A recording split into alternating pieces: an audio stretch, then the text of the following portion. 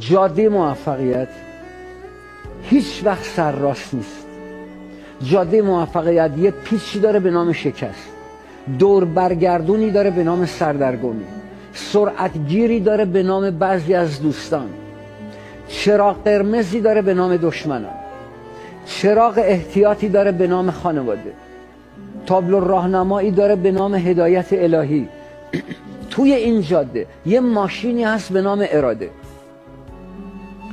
این ماشین رانندش یه راننده‌ای داره به نام عقلانیت، فرمونی داره به نام بصیرت، موتوری داره به نام جسارت، چرخهایی داره به نام تلاش.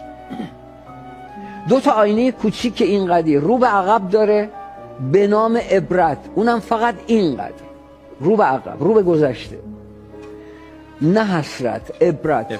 صندوق عقبی داره به نام تجربه، سویچ استارتی داره به نام انگیزه، دندگیر بکسی داره به نام برنامه ریزی، 1 2 3 4.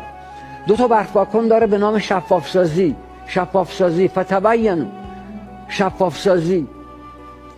تو باک این ماشین یه سوختی هست به نام امید، یه مکمل سوختی هست به نام توکل.